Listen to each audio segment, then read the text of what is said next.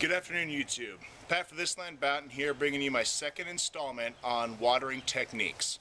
Now, in the first video, we went over the positives and the negatives of using a sprinkler to water your plants.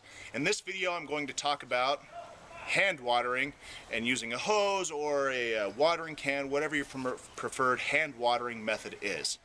Now, the benefit to hand watering versus a sprinkler is the efficiency of the water.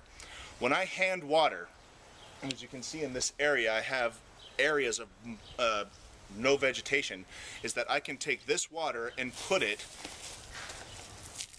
exactly where the plant needs it, which is down at the base of the plant, directly above the roots, and I can maintain water just in that area where the roots are going to be the most dominant.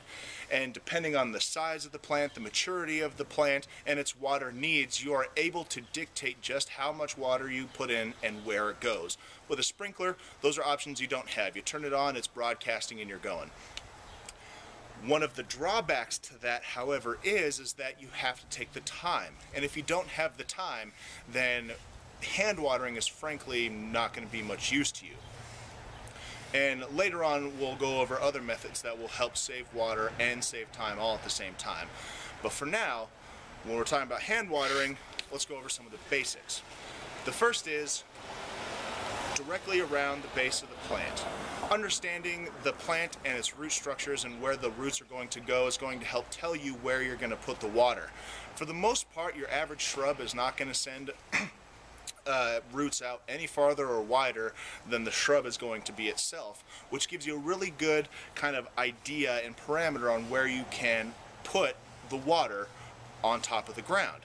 So this golden current here is going down and out a certain ways, and golden currants are not going to be spending too much time and energy sending shooters too far out beyond the plant itself. Same with mock oranges and the big leaf sage that I got down here.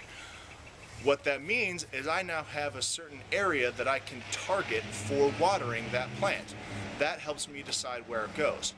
Also, knowing the watering needs of the plant, when I first planted these shrubs, they were thirstier. They needed more water, so every couple of days I was out here watering them for about a minute, maybe two, to ensure that they were able to survive.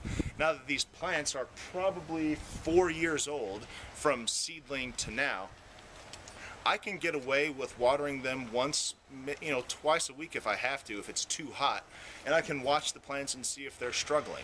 And ideally, after this year, maybe next year, these native plants that are drought tolerant and heat resistant, I may not have to water them ever again. Also, one of those benefits of understanding the plants you have, choosing the correct ones to match your environment and match your intended needs for water. Now with that, you see behind me there's a lot of bark mulch.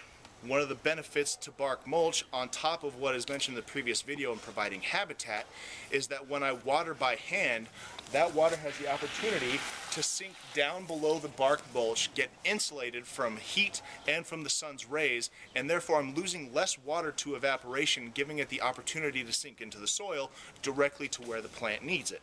It is also helping provide a moist and warm environment for the bacteria that are chewing on the bark mulch and the insects that are chewing on the bark mulch as well, all of which are kind of these overarching benefits to the plants directly and the ecosystem of my yard at large.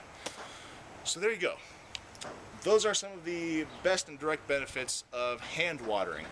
You can dictate how much water you put there, where the water goes, and how often you do it, which allows you to have control over how much water you use in the end. So thanks for watching. In the next video, we'll go over some in-the-ground water reservoir planting techniques that will help you use less water, and you have to spend less time worrying about it. So thanks for watching. Subscribe, comment, share, and remember that whatever you do for this land, you do for everybody.